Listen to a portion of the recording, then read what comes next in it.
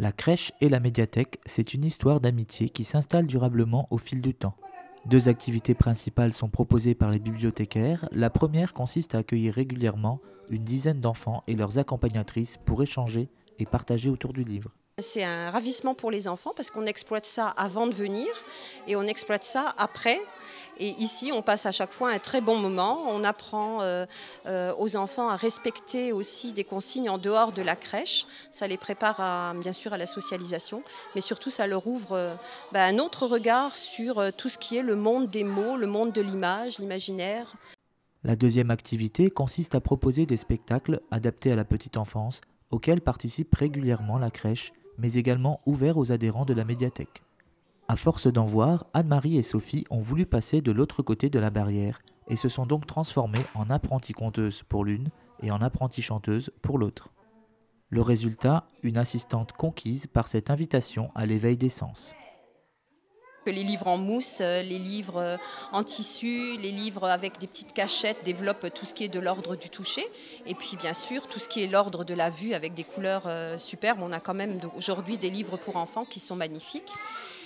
Et tout ce qui est de l'ordre du l'ouïe, parce que la voix, ma foi, la voix de l'être humain, c'est quand même une grande richesse. Et tout ce qui est des odeurs, parce que maintenant, on a même des livres qui ont des parfums, non seulement les parfums des livres eux-mêmes, le papier, le carton. La découverte du livre, c'est d'abord une découverte d'objets. Et les tout petits les mettent à la bouche. Donc ils en mangent carrément du livre. Le prochain atelier bébé lecteur aura lieu mercredi 24 avril. Pensez à contacter la médiathèque pour réserver vos places.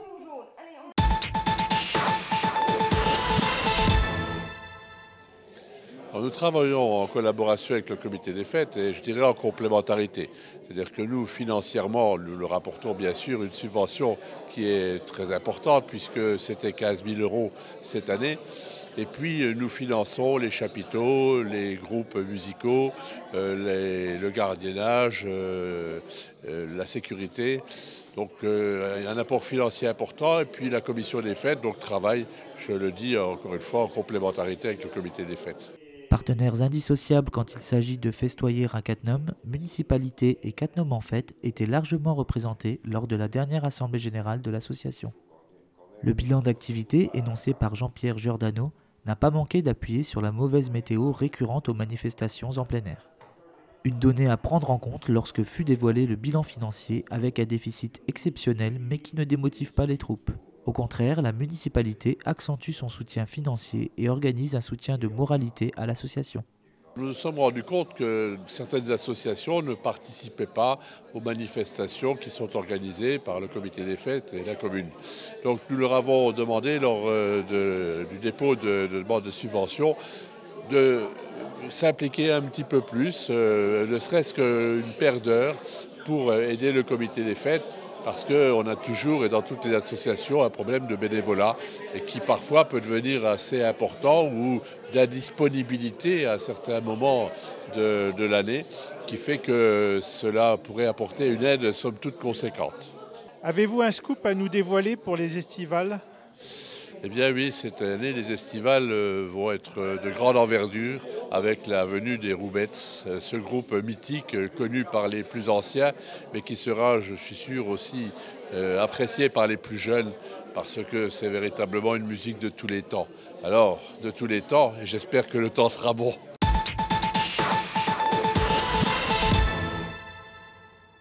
Pour pouvoir bien raconter une histoire, il faut l'aimer. Donc après, c'est au feeling. Je recherche en fonction des commandes qui me sont faites des histoires souvent par thème. Et puis après, quand une histoire me plaît, j'essaye d'en trouver plusieurs versions pour pouvoir en faire ma propre version.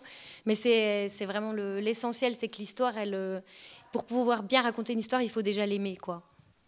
Autant dire que Julie André doit en aimer et en connaître un florilège d'histoires lorsque l'on voit l'intérêt du jeune public lors de sa représentation à l'espace culturel Victor Hugo. Venue dans le cadre des animations Petite Enfance organisées par la médiathèque, Julie a, comme elle le dit si bien, murmuré des histoires poétiques et drôles à déguster en musique.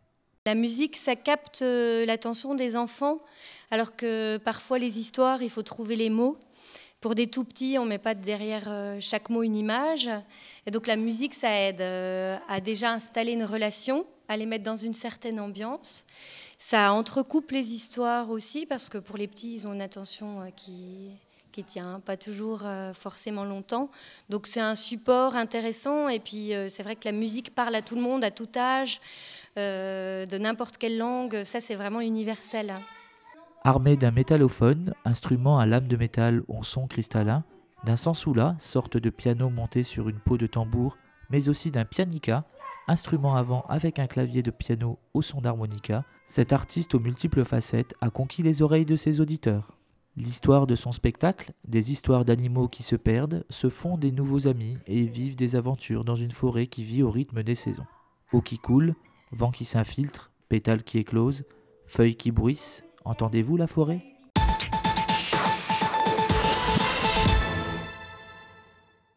Comme bien souvent après une mise en sommeil, le Sous des écoles, tel le phénix, renaît de ses cendres. Rien de tel qu'une fête de carnaval pour raviver les ardeurs d'un nouveau comité. De nouveaux parents ont rejoint le comité du Sous des écoles. Cette manifestation est un tremplin entre l'ancien comité et le nouveau comité pour leur montrer comment fonctionne le Sous des écoles pour qu'ils puissent continuer, quoi.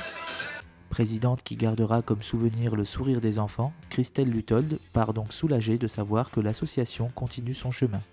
En guise de clin d'œil, c'est un des créateurs de l'association qui s'est chargé de l'animation, l'occasion de lui redemander pourquoi le Sous avait été créé à l'époque. Pourquoi on l'a créé? Parce qu'à l'époque, en 1987, il n'existait rien si ce n'est les associations de parents d'élèves classiques comme on les connaît, quoi. Et nous, ce qu'on a voulu faire à l'époque, c'est de créer une dynamique entre toutes les écoles de Cattenom et Zensich et par cet artifice, financer un peu toutes les activités extrascolaires des enfants, de manière à ce que tous les enfants puissent participer et coûter le moins cher possible aux parents. Pas de perdant au Sous des écoles qui, pour l'occasion, a su attirer de nombreux partenaires comme Proxy et Catepi de Cattenom, mais aussi le Laser Game de Thionville et la piscine de Breistroff. Et c'est tous les enfants scolarisés à Cattenom qui gagnent au bout du compte.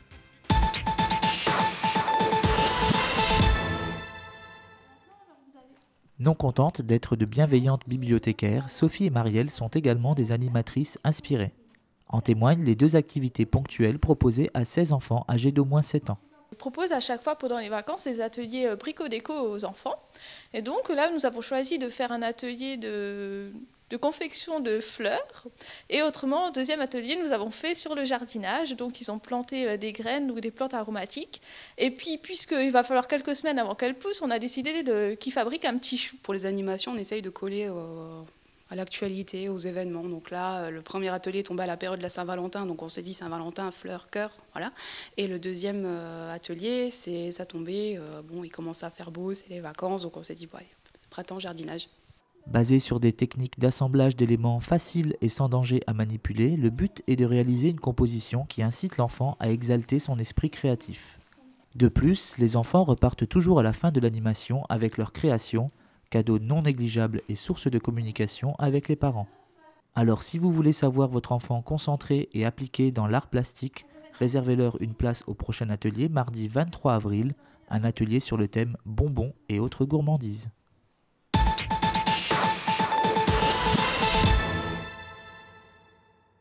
Invité d'honneur de la Biennale de peinture de Cattenom Loisirs Culture, Reflet est allé à la rencontre de Christian Roy, un artiste qui partage sa vie entre le lycée Saint-Pierre-Chanel où il est professeur d'art plastique, la ville de Metz où il réside, et Paris, la capitale source de son inspiration artistique. Partout où je vais, j'ai mon carnet de croquis. Souvent, je suis intéressé par des paysages. Je croque presque tout le temps, quoi. Je les emmène en vacances. Même quand je me promène sur Thionville, j'ai toujours mes carnets de croquis. Quand je vais dans la nature, dans l'arrière-pays du côté du cercle, j'ai souvent des relevés. Même à partir d'un objet, j'ai travaillé sur des énormes pots de fleurs, enfin voilà, des choses comme ça. Je travaille beaucoup du côté de Berck, Sommoselle et Cercle-les-Bains. Il y a des très beaux paysages. Et en partant d'un paysage, je les utilise. En fait, ces carnets, je les utilise pour réaliser des peintures, quoi. Ça me sert de base. Je pars toujours de choses figuratives pour après partir vers l'abstraction. Je m'inspire beaucoup de mes croquis que je fais en extérieur. à partir des aquarelles que j'ai travaillées à l'extérieur. Donc je fais des montages. Maintenant, je travaille sur le thème des déchirures. Montage, collage, et ensuite j'interviens avec de la peinture à l'huile. Pour les aquarelles, j'utilise mes propres créations. Vous voyez, quoi. Enfin, on ne peut plus appeler ça des aquarelles, quoi. C'est des collages, montages. Je prends mes propres créations, je les déchire, je les colle, qui me servent de base pour faire une autre création. Je travaille sur des toiles sur lin. Actuellement, je travaille sur le lin un peu brut. Je travaille beaucoup les matières, les aplats, les techniques que j'utilise, le pinceau, la spatule. Par contre, sur papier, donc j'utilise 3 techniques. Il y a un croquis, un graphisme à l'encre de Chine. J'interviens avec l'aquarelle. Et ensuite, quand je reviens dans mon atelier, un rajout de peinture à l'huile. Bon, parfois, je reprends les peintures 3-4 mois après parce que je pense qu'il manque une couleur. Je rajoute une couleur pour l'équilibre des formes, des surfaces. Je suis un des derniers professeurs qui a une formation Beaux-Arts. Parce qu'actuellement, bon, on forme les professeurs, c'est professeurs d'art plastique, donc ils ont une formation plutôt fac. Bon, j'ai le côté artiste. Bon, je ne sais pas si c'est un plus, mais bon, les élèves sont très intéressés parce que bon, je les aide beaucoup sur leur travail, je leur apporte des techniques. C'est le but. Je leur donne des côtés techniques de la réalisation, de la façon dont on dilue le feutre. Le travail de la gouache, enfin l'encre de Chine. Voilà, c'est intéressant de leur donner un peu notre savoir, quoi. C'est un peu à transmettre. Si on n'est pas là, après il y a une rupture. On part d'un thème et ensuite c'est un prétexte pour peindre, pour réaliser des créations différentes, quoi. On n'est pas obligé suivant le moment, la journée ou le jour, je ne reprends pas du tout les mêmes couleurs, quoi. Même au point de vue position des personnages. C'est suivant l'inspiration du moment, quoi. Je travaille beaucoup les matières parce que je pense que sur une peinture, le spectateur, il y a une lecture au point de vue graphisme et couleur. C'est la création, c'est une satisfaction personnelle de créer, on s'évade. On oublie tout. Personnage à l'humilité débordante et au talent indiscutable, ne manquez pas l'exposition de ses œuvres au Casino du 6 au 11 avril prochain.